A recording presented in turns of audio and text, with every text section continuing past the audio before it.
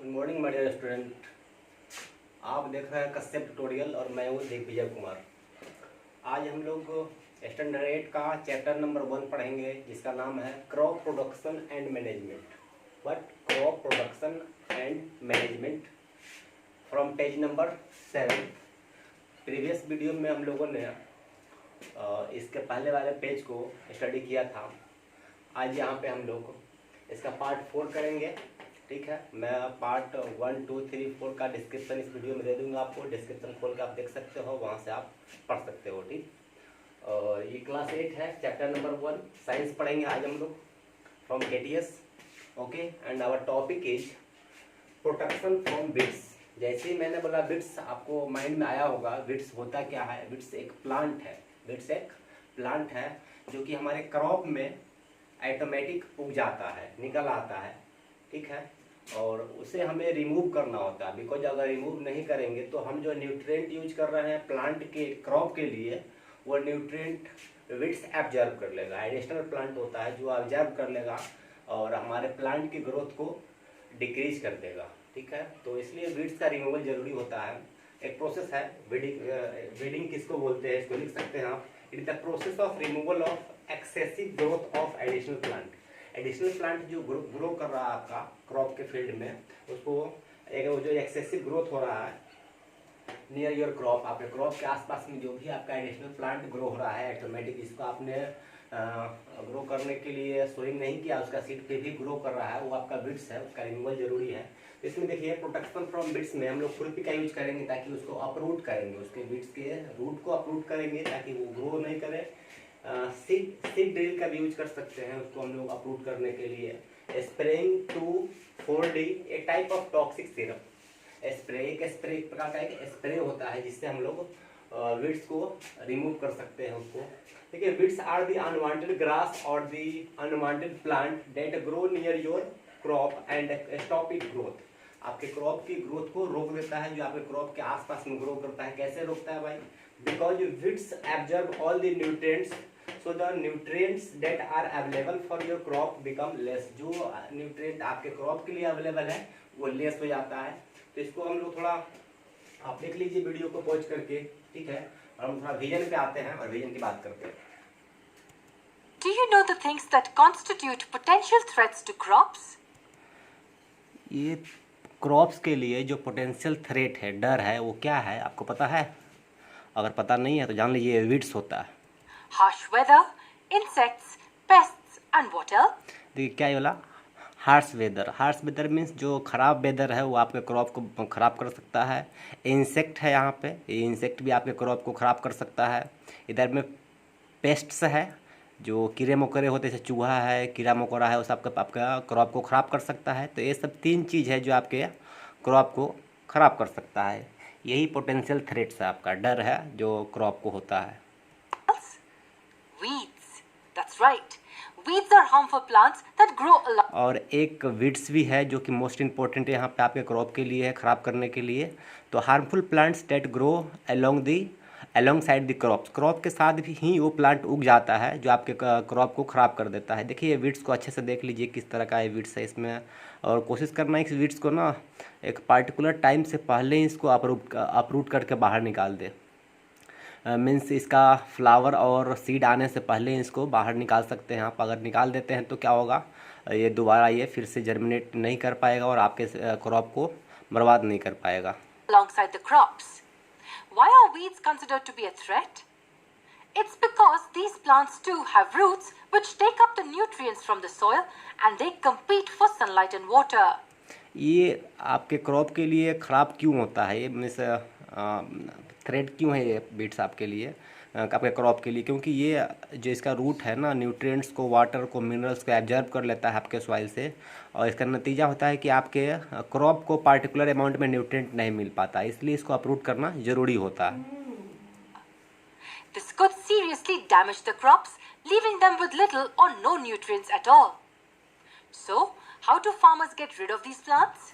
ये फार्मर्स इस प्लांट से कैसे रीड आएंगे, मतलब कैसे इसे निजात पाएंगे फार्मर्स? अगर आप फार्मर्स हैं तो इन वीड्स से कैसे आप निजात पाएंगे, हम लोग देखते हैं इस वीडियो में। Farmers usually remove all weeds in the initial stage of soil preparation. Soil के प्रिपरेशन के टाइम में इनिशियल शुरुआत समय में ही इस वीड्स को अप्रूव कर देता है फार्मर्स, ताकि वो वीड्स फर्दर फ्यूचर में क्रॉप को मीन्स कम्पीट नहीं कर सके क्रॉप के साथ, न्यूट्रिएंट्स के लिए, वाटर्स के लिए, मिनरल्स के लिए, सनलाइट्स के लिए। While tilling the soil, almost all weeds are uprooted and their remains serve as humus to the soil. जब टिलिंग करते हैं हम लोग, खेत का जुताई करते हैं, तो उस समय सारे रूट्स को हम लोग अप्रूव कर देते हैं, जो भी वीड्स का जो रूट होता है उसको अप्रूव कर देते हैं। However, if these weeds grow after the crop is sown, they need to be removed manually.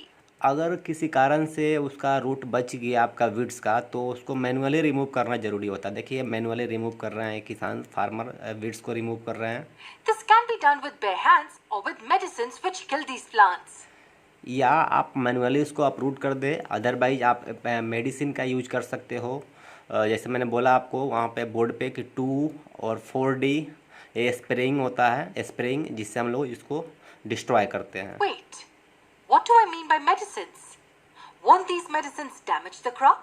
इस मेडिसिन का क्या मतलब हुआ? क्या ये आपके क्रॉप को डैमेज करेगा? Well, these are known as weedicides and are designed to only kill weeds. देखिए इन सब मेडिसिन को हम लोग वीडीसाइड्स बोलते हैं, ठीक है, और ये सिर्फ वीड्स को ही किल करता है, आपके क्रॉप को किल नहीं करेगा। These chemicals are diluted using water and then spread over the farms. In chemical को हम लोग पानी के साथ मिला करके डाइल्यूट कर देते हैं, मीन्स पतला कर देते हैं। ये मोर कंसनट्रेटेड होता है। ये कंसनट्रेशन समझते ही आप कि पानी में नमक का मात्रा या पानी में चीनी का मात्रा is called concentration, amount of solute और solvent present in a given amount of solution is called concentration. तो ये कंसनट्रेशन को कम कर देते हैं, इसको पानी में डालते हैं और पानी में डालने से ये डाइल्यूट हो जाता है और तब इसको हम लोग स्प्रे करते हैं अपने क्रॉप के फार्म पे, जो ओनली आपको वीड्स को किल करता है। ये Farmers also use implements like a khurpi or a seed drill to uproot weeds. Farmer लोग या तो वीडीसाइड्स का यूज करते हैं या खुरपी का भी यूज कर सकते हैं अप्रूट करने के लिए वीड्स के रूट को, या सीड ड्रिल का भी यूज करते हैं, जो यहाँ पे आपका देखिए कुछ आपका आयरन का आर्टिकल लगा होता है जो कि अप्रूट कर देता है वीड्स को। Now tell me, can weeds be removed anytime? Or क्या आप किसी वीड्स को किसी समय रिमूव कर सकते हैं क्या? तो ये इसका आंसर होगा नहीं। हम लोग वीड्स को रिमूव करने का एक पार्टिकुलर टाइम होता है, इसका फ्लावर और इसका सीड आने से पहले ही इस वीड्स को रिमूव करना होगा, अदरवाइज ये क्रॉप को डिस्ट्रॉय कर सकता है। should we destroy them before a particular time? Yes, weeds should be uprooted before they produce flowers and seeds. आप इसको लिख लीजिएगा, आपके एग्जामिनेशन में काम आएगा कि इसको अप्रूटेड बिफोर, वीड्स जो है ना, weeds uprooted before they produce flower and seeds. जब तक वो सीड प्रोड्यूस कर दे, फ्लावर फ्रूट प्रोड्यूस कर दे वो वीड्स, उसके पहले ही उसको हम लोग अप्रूव करते हैं। Weedicides too should be sprayed before they flower. But extreme caution must be maintained while spraying these chemicals. इस वीडीसाइड का आप उपयोग कब कर सकते हैं? जब फ्लावर आ गया है उससे पहले ही, या उसमें सीड आने वाला है उसके पहले ही आपको स्प्रे करना पड़ेगा वीडीसाइड्स का। और वीडीसाइड्स को स्प्रे करने के टाइम आपको प्रिकॉशन लेना पड़ेगा, आपको ना वो मास्क का यूज करना पड़ेगा। इसे कोरोना के लिए हम लोग वायरस के लिए करते हैं ना मास्क का यूज, उसी प्रकार इसके लिए भी मास्क का यूज करना पड़ेगा, ग्लोव्स का यूज करना पड़ेगा, ताकि इसका केमिकल्स आपको इफेक्ट नहीं करे, हार्म नहीं करे आपको। Can you guess why? Well, these chemicals can prove harmful even to the farmers. And that is why you see farmers covering their nose and mouths with a piece of cloth while spraying these chemicals. जब ये farmer अपने weedicides को spray कर रहा होता है अपने farm में, अपने क्रॉप में, तो क्या करता है, अपने माउथ में देखिए मास्क लगा लिया है, हैंड में ग्लव्स लगा लिया है और पूरा बॉडी को अपने क्लॉथ से कवर कर लिया है, ताकि इसके इन्फेक्शन नहीं हो पाए, इसको मीन्स ये आपका केमिकल्स इसको इन्फेक्ट नहीं कर सके, इसीलिए ऐसा किया है फार्मर ने। Now that you've studied about crop protection against weeds, let us study the second last stage of crop production. The stage where the crop has matured after a span of 3 to 4 months. It's the harvest time.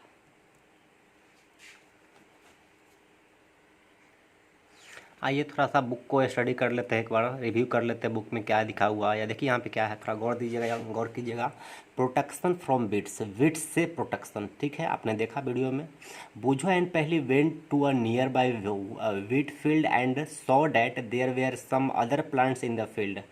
ये Boojho and पहली अपने पास के किसी field के मतलब गेहूं के field में गए और क्या देखा, कुछ other plants in the field में कुछ दूसरे प्लांट को देखा उन्होंने। क्या बोला, have these other plants been planted purposely, क्या इस प्लांट को किसी खास पर्पस के लिए प्लांट किया गया है? तो आंसर होगा नहीं, इसको खास पर्पस के लिए प्लांट नहीं किया गया है। क्या बोल रहा है यहाँ पे, in a field many other undesirable plant may grow naturally along with the crops, crops के साथ नेचुरली कुछ अनडिजायरेबल प्लांट जिसको हम नहीं चाहते वो प्लांट ग्रो कर जाता है यहाँ पे। These undesirable plant are called weeds. कोई क्वेश्चन पूछेगा आपसे एग्जामिनेशन में कि वीड्स किसे कहते हैं, कि वीड होता क्या है, तो अनडिजायरेबल प्लांट, जिस प्लांट को हम नहीं चाहते हैं उसी को वीड्स बोलते हैं, are called weeds. The removal of weed is called the weeding, weeds का जो रिमूवल करते हैं उसको वीडिंग बोलते हैं। आपने देखा कि कैसे वीड्स का रिमूवल करते हैं हम लोग, खुरपी से करते हैं, स्प्रे से करते हैं, वीडिसाइड से करते हैं, इन सब रिमूवल ऑफ वीड्स है। ठीक है, weeding is necessary since weeds compete with the crop plant for water, nutrients, space and sunlight. ये वीड्स जो क्या करता है ना, compete करता है किसके साथ, क्रॉप के साथ। किस लिए भाई क्रॉप compete करता है, तो वाटर के लिए compete करता है, न्यूट्रिएंट्स के लिए compete करता है, स्पेस के लिए compete करता है, सनलाइट के लिए compete करता है। 10 they affect the growth of the crop, इस तरह वो क्रॉप के ग्रोथ को अफेक्ट करता है। Some weeds interfere even in harvesting and may be poisonous for animals and human beings. Harvesting के टाइम में जब क्रॉप का कटिंग करते हैं तो उस समय कुछ वीड्स होता है जो नुकसान करता है कि एनिमल्स को और ह्यूमंस को। कैसे में, वो पॉइजनस हो सकता है। जब वीड्स को आप हार्वेस्ट कर रहे होते हैं क्रॉप को, तो उस समय क्या होता है कि वीड्स का जो सीड है वो हार्वेस्टिंग के टाइम में कटिंग होने के साथ आपके क्रॉप में मिक्सअप हो जाता है, और जब हम ह्यूमन उसे खाते हैं या एनिमल उसे खाते हैं तो वो फूड पॉइजनस हो जाता है। ठीक है, beings poisonous for animals and human beings. क्या बोला, farmers adopt many ways to remove weeds and control their growth. Farmers बहुत तरह का तरीका अपनाता है, किस लिए, तो रिमूव करने के लिए वीड्स को, कंट्रोल देयर ग्रोथ, उसके ग्रोथ को कंट्रोल करने के लिए। Tilling before sowing of crops helps in uprooting the and killing of weeds. जब हम लोग टिलिंग कर रहे होते हैं, फार्म को हम लोग टिलिंग कर रहे होते हैं, जुताई कर रहे होते हैं फील्ड का हम लोग, तो उस समय क्या करते हैं, हम अपरूट कर देते हैं वीड्स के रूट को, which may then dry up and get mixed with the soil, जो कि सूखने के बाद सॉइल के साथ मिक्सअप हो जाता है। The best time for removal of weed is before they produce flower and seeds. दिया हुआ यहाँ पे मैंने आपको दिखाया भी कि वीड्स का रिमूवल का बेस्ट टाइम क्या होता है, उसके फ्लावर और सीड्स से पहले। The manual removal includes physical removal of weeds by uprooting और cutting them close to the ground. Manually क्या करते हैं, उसके रूट को कट कर देते हैं ग्राउंड से, फ्रॉम टाइम टू टाइम। ठीक है, समय के अंतराल पर उसको कट करते रहते हैं। This is done with the help of खुरपी, ये खुरपी के मदद से हो पाता है। ये सीड ड्रिल के मदद से भी करते हैं इसे हम। Is also use to uproot the weeds, इन सब चीज़ों से वीड्स के रूट को हम लोग अपरूट करते हैं। Weeds are also control by using certain chemicals, कुछ केमिकल के मदद से भी वीड्स को हम लोग रिमूव करते हैं, कंट्रोल करते हैं, कॉल्ड वीडिसाइड्स। वीडिसाइड्स है, वीडिसाइड्स कुछ भी नहीं, एक केमिकल्स है जिससे हम लोग कंट्रोल करते हैं वीड्स को। ठीक, लाइक 2,4-D 2 है या 4D है। These are spread in the field to kill the weeds, इसको हम लोग स्प्रे करते हैं फील्ड में वीड्स को किल करने के लिए। They do not damage the crops, ये क्रॉप को डैमेज नहीं करता है। The weedicides are diluted with water to extent required and spread in the field with a sprayer, इसको डाइल्यूट करते हैं इस वीडिसाइड्स को पानी के साथ, और इसको हम लोग फिर स्प्रे करते हैं। देखिए ये फार्मर्स कैसे स्प्रे कर रहा है, जो मैंने आपको दिखाया था पहले विजन में, वीडियोज में, कि कैसे स्प्रे कर रहा है। इसने मास्क लगा रखा अपने चेहरे पे, और ये पीछे मशीन है, स्प्रेइंग मशीन है, जिससे अपने क्रॉप पे अपने ये स्प्रे कर रहा है वीडिसाइड्स को, स्प्रेइंग वीडिसाइड्स। देखिए वीडिसाइड, यहाँ पे आगे थोड़ा देखते हैं। Do weedicides have any effect on the person handling the weedicides sprayer, जो वीडिसाइड स्प्रेयर को स्प्रे कर रहा होता है, हैंडल कर रहा होता है, क्या उसको कोई इफेक्ट होता है? तो हाँ होता है। As already mentioned the weedicides are spread during the vegetative growth of weeds, जब वीड्स का वेजिटेटिव ग्रोथ होता है उस टाइम में उसको हम लोग स्प्रे करते हैं। Before flowering and seed formation, उसके सीड फॉर्मेशन और फ्लावरिंग से पहले स्प्रे करते हैं। स्प्रेइंग ऑफ वीडिसाइड्स में affect the health of farmers, farmer के हेल्थ को अफेक्ट कर सकता है weedicides, so they should use these chemicals very carefully. इसलिए वो इनको इस केमिकल्स का यूज करना है, सावधानी पूर्वक से यूज करना है। They should cover their nose and mouth with a piece of cloth during spraying of these chemicals. इस केमिकल का स्प्रे करने टाइम में उसके माउथ को कवर कर लेना चाहिए। ये देखिए वीड्स को कैसे अप्रूव कर रहा है, ठीक है, ये रिमूवल ऑफ वीड्स है। देखिए यहाँ पे ये आपका क्रॉप है, इधर में लाइन से आपका इधर भी सब क्रॉप है, ये शुगर कैन प्लांट है, क्रॉप है, और बीच में ना आपका कुछ वीड्स है यहाँ पे, इस वीड्स को ये रिमूव कर रहा है यहाँ पे टी लिंक। देखिए यहाँ पे अप्रूव कर दिया, यहाँ पे टी लिंक के मदद से अप्रूव कर रहा है यहाँ पे वीड्स को, ठीक है। तो the are the methods to approve the weeds. The crop has matured after a span of 3 to 4 months. It's the harvest time. अब हम लोग हार्वेस्टिंग के बारे में पढ़ेंगे, ठीक है। क्रॉप को तो हम लोगों ने कर लिया प्रोटेक्ट, वीड्स से अप्रूव कर दिया, वीड्स को खुरपी से उसको रिमूव कर दिया, वीडिसाइड से रिमूव कर दिया, केमिकल से स्प्रे करके उसको। अब जब हमारा वो वीड से रिमूव हो गया, अब हमारा क्रॉप मैच्योर हो चला है, और अब मैच्योर होने के बाद में इस क्रॉप का हम लोग कटिंग करेंगे। कटिंग करने का मतलब इंग्लिश में उसको हार्वेस्टिंग बोलेंगे, हार्वेस्ट करना क्रॉप को, ठीक है। हार्वेस्टिंग में देखते क्या करना होता है। And what does it exactly mean? Harvest the crop simply means to cut the crop after it has matured. आप इसको ज़रा लिख लीजिएगा, अपना नोटबुक निकालिए, आप इसको लिख लीजिए भाई हार्वेस्टिंग होता क्या है। तो cutting the crop after it has matured, जब क्रॉप आपका मैच्योर्ड हो चला है, अब इसका कटिंग करेंगे, this is called the harvesting. Do you think it's as easy as it sounds? Of course not. क्या आपको लगता है कि ये इतना ईजी है क्रॉप का हार्वेस्टिंग करना? तो अगर सोच रहे ईजी है तो उतना ईजी नहीं है, बहुत टाइम लगता है, बहुत मेहनत लगता है क्रॉप को कटिंग करने में, हार्वेस्ट करने में। Harvesting of crops, if done manually, is done with a sickle. अगर हम मैनुअली अपने हाथ से कटिंग करते हैं तो ये हंसुआ से काटेंगे, इसको सिकल बोलते हैं इसको हम लोग। मैनुअली किससे करेंगे? सिकल। तो आपका एग्जाम में क्वेश्चन आएगा कि क्रॉप का हम लोग हार्वेस्टिंग करते हैं, मैनुअली कैसे हार्वेस्टिंग करेंगे? तो सिकल के मदद से इसका हार्वेस्टिंग करते हैं हम लोग। If a machine is used to harvest crops, it is usually the harvester. अगर मशीन का यूज करेंगे हम लोग तो इसको हार्वेस्टर बोलेंगे हम लोग। देखिए फिगर में दिया हुआ हार्वेस्टर दिया हुआ यहाँ पे। Crops are either pulled out or cut close to the ground. या तो क्रॉप्स को हम लोग पुल कर लेते हैं, जैसे में गेहूं में हम लोग सरसों लगाते हैं, तो सरसों को या तो हम लोग उसको रूट के साथ उखाड़ लेते हैं उस क्रॉप के फील्ड से, या उसको हम लोग रूट से कटिंग कर देते हैं, ठीक है। रूट के मतलब सॉइल के पास में जो रूट है वहाँ से कटिंग कर देते हैं उस क्रॉप को। Once the crop is harvested, it needs to be threshed. एक बार आपने क्रॉप को हार्वेस्ट कर लिया, अब उसका थ्रेशरिंग करेंगे हम लोग। थ्रेशरिंग के बारे में पढ़ेंगे, थोड़ा हम लोग बुक पे आते हैं, ठीक है। देखिए हम लोग तो हार्वेस्टिंग पे आ चुके हैं, ये आपका 1.8 है, आपका पेज नंबर 10 है ये यहाँ पे। और ये हार्वेस्टिंग के बारे में जो हम लोगों ने देखा अभी, उसको थोड़ा हम लोग रीडिंग देते हैं कि देखते हैं क्या है यहाँ पे। Harvesting of crop is an important task. ये क्रॉप का हार्वेस्टिंग करना एक इंपॉर्टेंट टास्क होता है।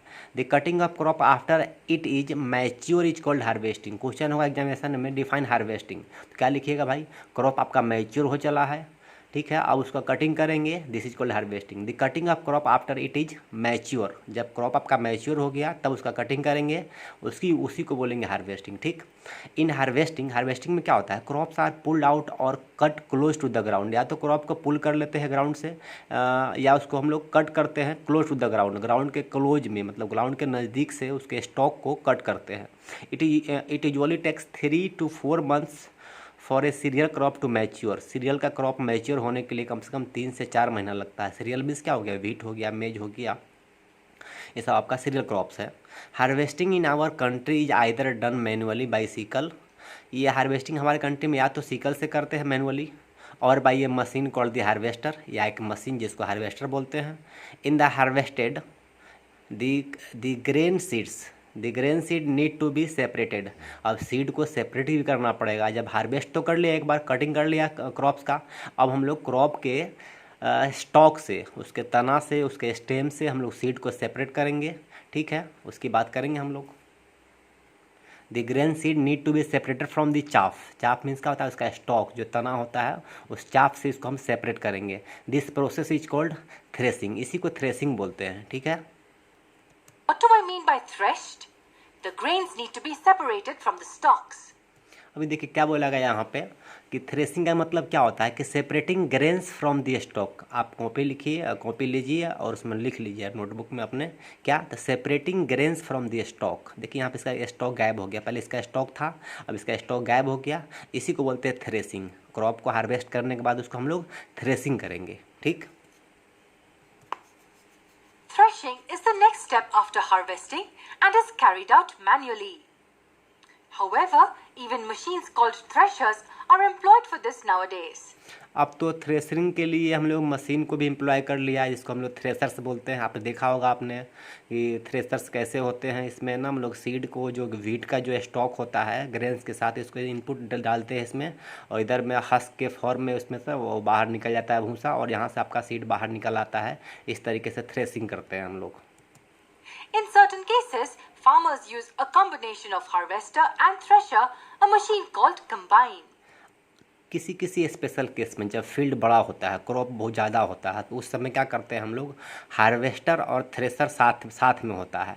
हार्वेस्टर मीन्स कटिंग करने वाला साथ एक बार कटिंग करेंगे, फिर उसको थ्रेस करेंगे। थ्रेस मीन्स उसके चाफ से, उसके स्टॉक से, उसके तना से हम लोग सीड ग्रेन्स को बाहर निकालेंगे, तो उसको थ्रेसिंग बोलेंगे। तो थ्रेसर और हार्वेस्टर साथ में होता है, उसको हम लोग कंबाइन बोलते हैं। मतलब ये मशीन जो है कटिंग भी करेगा क्रॉप्स का, और उसको स्टॉक से, उसके तना से, उसके स्टेम से दाना भी निकालेगा, सीड ग्रेन्स भी निकालेगा, तो इसको कंबाइन बोलेंगे। ये मशीन है एक प्रकार का, ये स्पेशल थ्रेसर है। यहाँ पे थ्रेसर प्लस हार्वेस्टर है, तो इसको कंबाइन बोलेंगे हम लोग। The machinery can carry out the process of harvesting and threshing together. ये मशीन मैंने बोला कि ये थ्रेसरिंग भी करता है और हार्वेस्टिंग। पहले हार्वेस्ट कर लिया क्रॉप को, बाद में उसको थ्रेस कर दिया। Threshing is usually the beating of stalks on a surface that separates the grains from the stalks.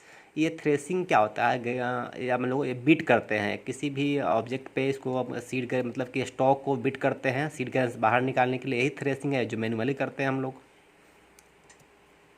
Now the grains have yet another covering before they can be finally stored. अभी देखिए थोड़ा सा हम लोग अब नेक्स्ट टॉपिक पे आते हैं अपने बुक में। जरा अपने नोटबुक में लिख लीजिए आप, एक प्रोसेस है, the removal of seed grains from the chaff is called harvesting. लिख लिया? उम्मीद है लिख लिए होंगे आप। आगे आते हैं, देखिए this process is called threshing. वही थ्रेसिंग है, removal of seed grains from the chaff is called threshing.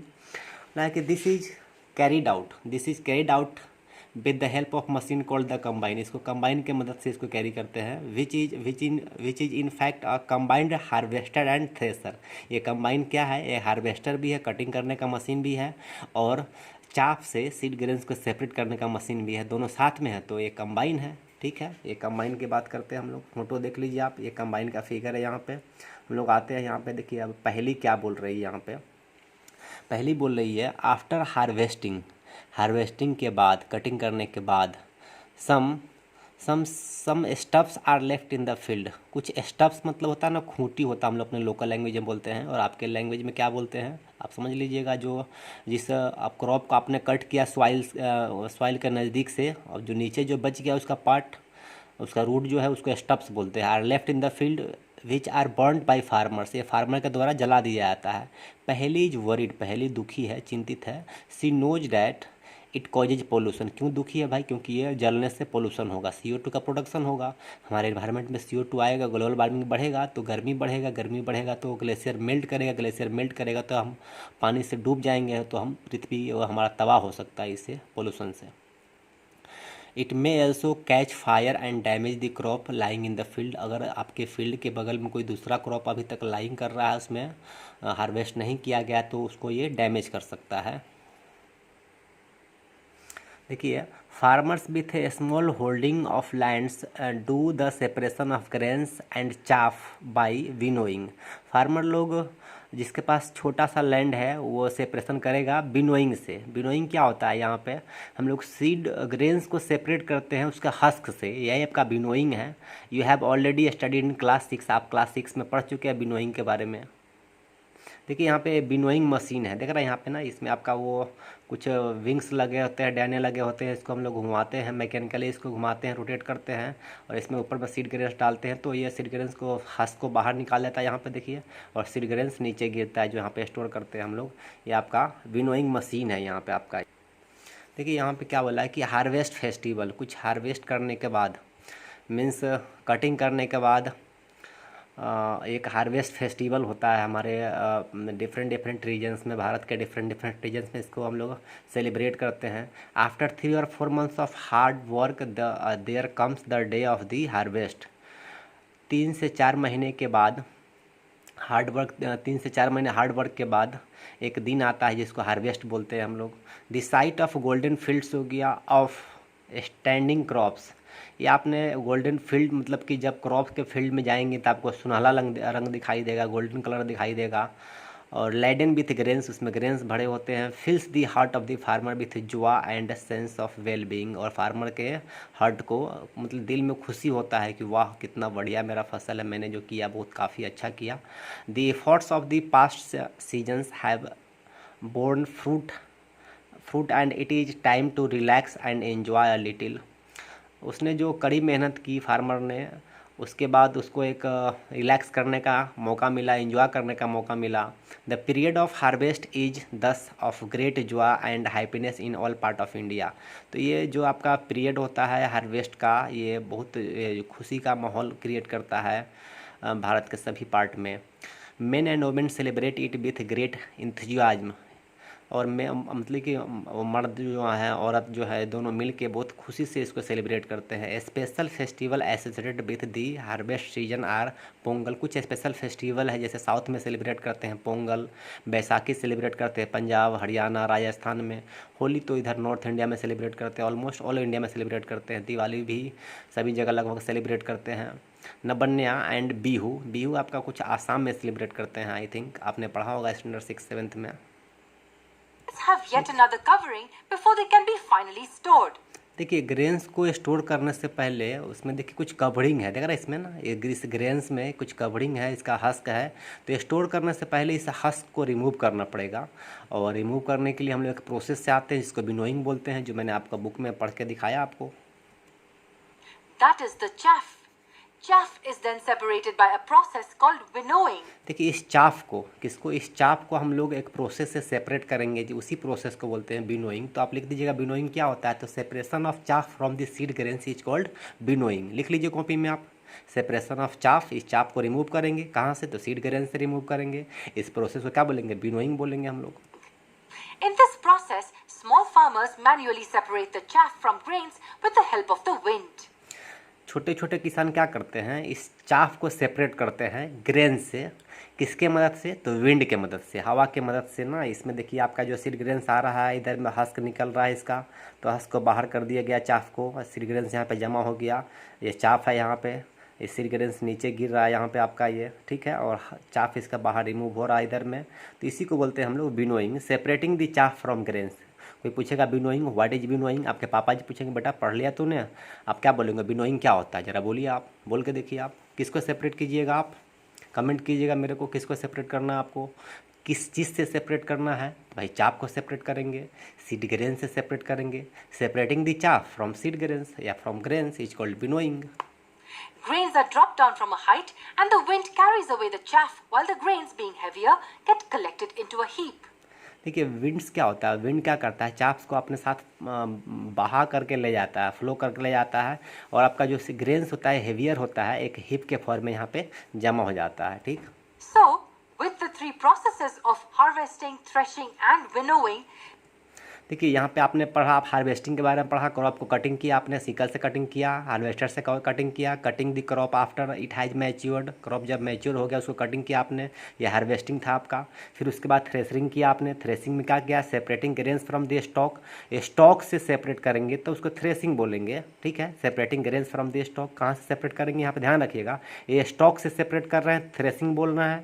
और यहाँ पे separating the chaff from the grains, यहाँ पे चाफ से सेपरेट कर रहे हैं, तो इसको हम लोग विनोइंग बोल रहे हैं। तीन चीज़ आपका, और तीन डिफरेंट चीज़ है आपका। तो हार्वेस्टिंग हो गया, थ्रेशिंग हो गया, विनोइंग हो गया, ये आपका 3 इंपॉर्टेंट पॉइंट यहाँ पे है आपका। grains are now ready for storage.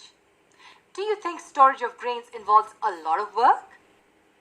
अब हम लोग पढ़ेंगे storage of food grains and food from animals. ठीक है, फूड को कैसे स्टोर करेंगे हम लोग आते हैं थोड़ा सा विजन पे। Storage of food grains.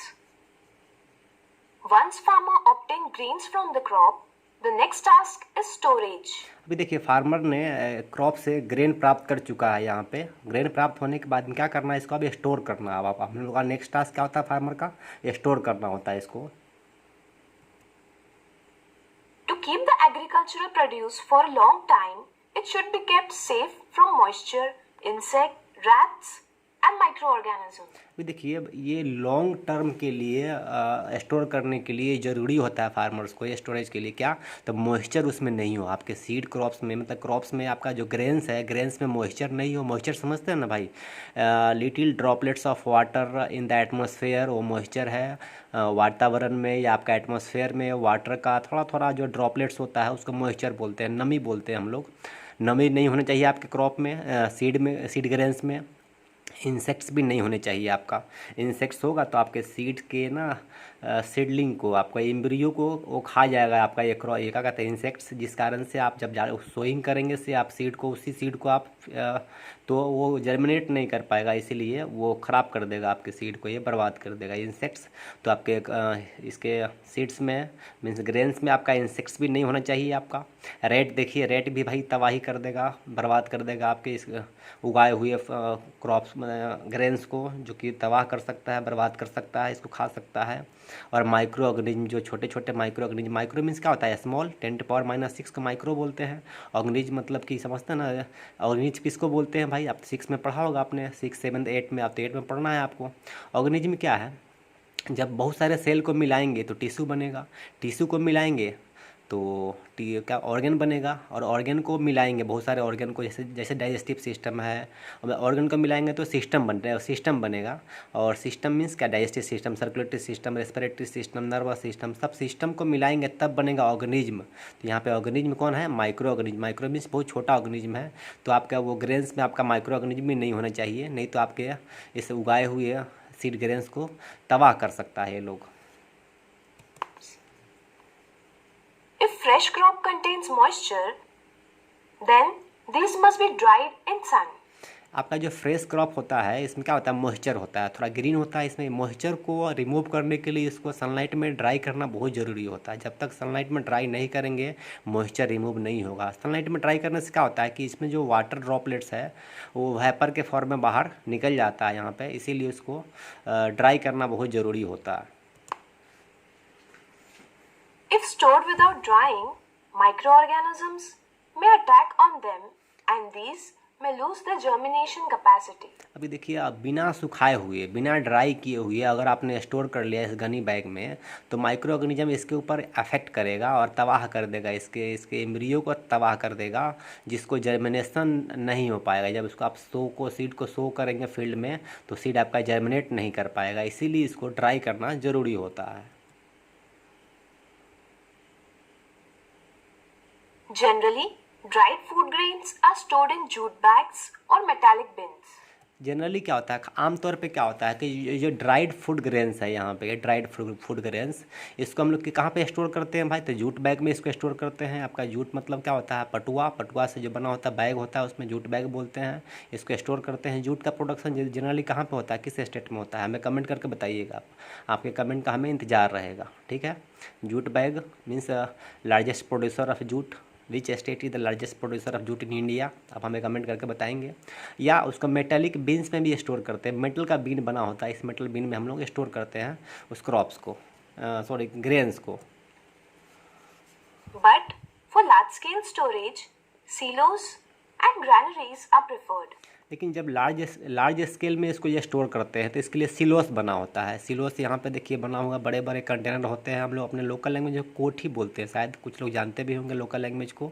तो ये सिलोस बना होता है, या अगर सिलोस नहीं है तो हम लोग ग्रेनरीज में स्टोर करते हैं, जिसको गोडाउन बोलते हैं। यहाँ पे बहुत सारे सीड ग्रेन्स रखे होते हैं, यहाँ पे स्टोर करते हैं हम।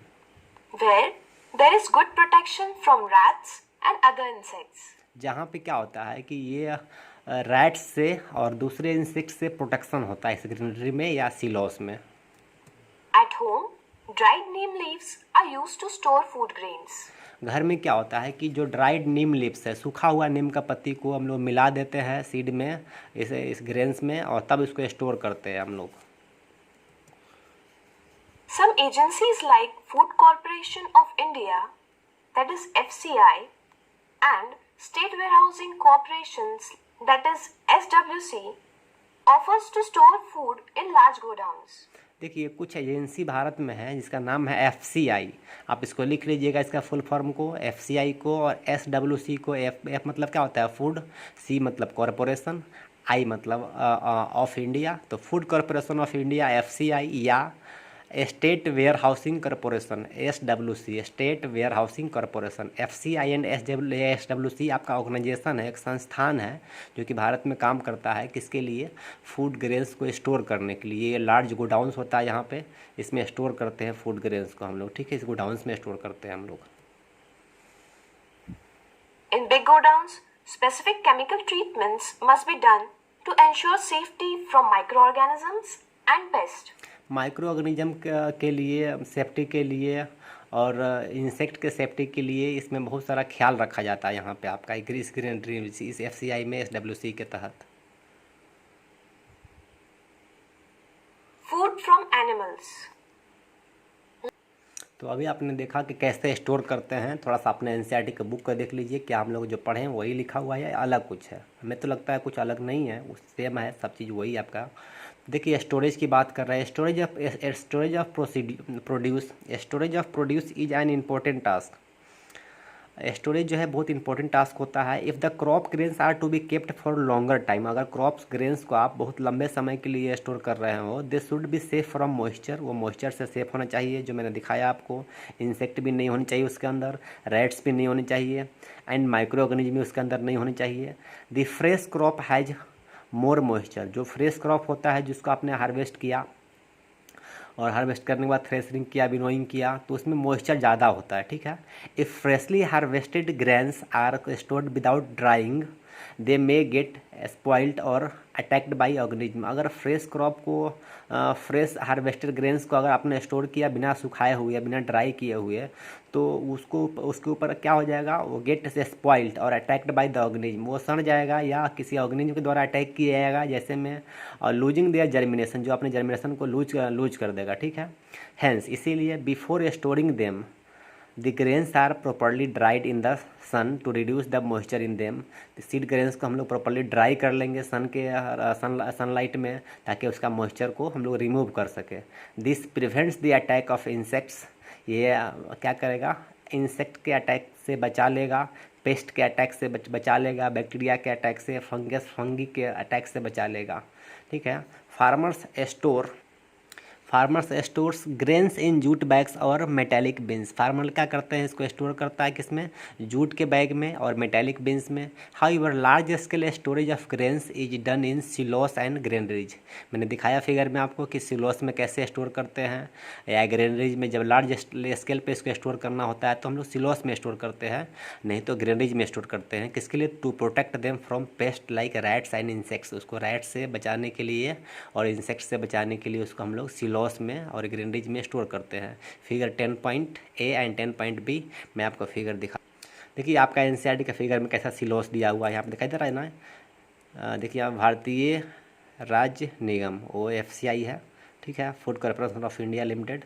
और silos for storage of grains, ये सिलोस बने हुए हैं ग्रेन्स के स्टोरेज के लिए, ठीक है। और फिर से बोला फिगर B में, देखिए क्या यहाँ पे, ये ग्रेनरीज है, यहाँ पे क्या बोल रहा है, यहाँ पे storage of grains in granaries, जो आपका गोडाउन होता है, इसमें हम लोग स्टोर करते हैं, ये गनी बैग्स में स्टोर करते हैं इसको हम लोग, ठीक है। ये फिगर था। फिगर के बाद किस में आते हैं हम लोग, थोड़ा सा नीचे आते हैं फिगर के। Dried neem leaves are used for storing food grains at home. अपने घर में क्या करते हैं, ड्राइड नीम के लीव्स का यूज करते हैं, सूखे हुए नीम के पत्तियों का यूज करते हैं उसको स्टोर करने के लिए, ताकि इंसेक्ट उसमें इन्फेक्ट नहीं कर सके। For storing large quantities of grains in big godowns, बड़े बड़े गोडाउंस में जो स्टोर करते हैं, specific chemicals treatments are required to protect them from the pest. कुछ इस खास तरह का केमिकल ट्रीटमेंट करते हैं, जैसे पोटाश डाल देते हैं ताकि इंसेक्ट और पेस्ट उसको बर्बाद नहीं करे, एंड माइक्रो ऑर्गेनिज्म से बचाने के लिए उसमें हम कुछ केमिकल्स मिलाते हैं हम लोग। देखिए हम लोग अब बात करेंगे फूड फ्रॉम एनिमल्स, ठीक है। Food from animals. Like plants, some animals also provides us with different kind of food. देखिए प्लांट की तरह कुछ एनिमल्स हैं जो हमको डिफरेंट तरह का फूड प्रोवाइड करते हैं, ठीक है। जैसे मान लीजिए मिल्क है, यहाँ पे एग है, यहाँ पे मीट है। मिल्क कहाँ से मिलता है हमें? काउ से मिलता है, गोट से मिलता है, बफेलो से मिलता है। एग कहाँ से मिलता है हमें? हैन से मिलता है हमें, ठीक है। और डक से मिलता है हमें हैंस। मीट कहाँ से मिलता है? चिकन से मिलता है। और ये लैम्प से मिलता है, शिप से मिलता है, ये सब हमें मीट मिलता है यहाँ से। तो हम लोग बात करते हैं यहाँ पे, ठीक है।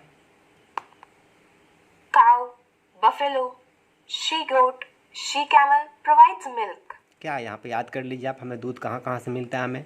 काऊ से मिलता है हमें, बफेलो से मिलता है हमें, सी गोट से मिलता है हमें, सी कैमल से हमें मिल्क मिलता है। तो 1 2 3 4 ऐसे एनिमल्स हैं जिससे हम मिल्क प्राप्त करते हैं। और भी एनिमल्स हैं। Fish is major part of diet in coastal areas. देखिए समुद्र के नज़दीक में जो एरिया है वहाँ पे कोस्टल एरिया में fish major part of diet होता है, ठीक है। In order to obtain food from animals, these must be provided with proper food, shelter and care. देखिए हम मिल्क प्रोवाइड करने के लिए, मिल्क जब जानवर से हम प्राप्त करते हैं इन सब चीज़ों से, तो इनको प्रॉपर एक केयर करना बहुत ज़रूरी है हमारे लिए, ठीक है। केयर करना बहुत ज़रूरी है और इसको शेल्टर देना भी ज़रूरी है, हमें छाया देना भी ज़रूरी है। तो हम लोग इसको केयर करेंगे और शेल्टर देंगे। हम लोग पढ़ेंगे इसको, एनिमल हस्बेंड्री में पढ़ेंगे, ठीक है। The rearing and caring of animals for food and other products is called animal husbandry. आप इसको लिख लीजिए और इसको याद कर लीजिएगा, एग्जामिनेशन में श्योरली आएगा ही आएगा, सर्टेनली आएगा। Animal husbandry, what is animal husbandry? Animal husbandry किसको बोलेंगे भाई? The rearing and caring of animals. हम लोग पालते हैं, रेयरिंग मीन्स पालना होता है, जानवर का पालना, एंड केयरिंग मीन्स उसका ध्यान रखना, ऑफ एनिमल्स। फॉर किसके लिए भाई रेयरिंग केयरिंग करेंगे? तो for food and other product, food के लिए और किसी अदर प्रोडक्ट के लिए। जब किसी जानवर को पालते हैं और उसका ध्यान रखते हैं, केयर करते हैं, उसी को बोलते हैं एनिमल हस्बेंड्री। अच्छा बोलिए किसका हम लोग रेयरिंग करते हैं भाई? तो जानवर का रेयरिंग करते हैं, जानवर को पालते हैं। केयरिंग किसका करते हैं? तो जानवर का केयरिंग करते हैं। Rearing and caring of animals, तो किस उद्देश्य के लिए करते हैं? तो for food and other product, food और अदर प्रोडक्ट के लिए जब जानवर का रेयरिंग करते हैं, केयरिंग करते हैं, उसको क्या बोलते हैं? एनिमल हस्बेंड्री बोलते हैं हम लोग। आइए थोड़ा अपने एनसीईआरटी के बुक में आते हैं, देखते हैं क्या यहाँ पे food and animals, food from animals.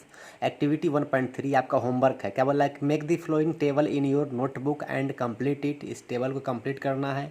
क्या है? देखिए सीरियल नंबर है, इसमें फूड है, इसमें सोर्स है। इसमें फूड क्या है? मिल्क है, तो आपका फूड। सोर्स क्या है? तो काऊ है, बफेलो है, सी गोट है, सी कैमल है, ये आपका सोर्स हो गया यहाँ से मिल्क। यहाँ पे आप क्या लिखेंगे? आपको पता है मीट है, एग है, और आप इसमें भरेंगे, इसमें उसका सोर्स लिखेंगे। आपका होमवर्क है, आप अपने कॉपी में नोटबुक में करेंगे इसको, ठीक है। और बोला है कि after completing this table you must have seen that like plants animals also provide us with different kind of foods. Plant की तरह एनिमल में हमें डिफरेंट टाइप का फूड प्रोवाइड करता है, जैसे मिल्क, एग है, ये सब चीज़ आपका फूड जो एनिमल से मिलता है हमें, ठीक है।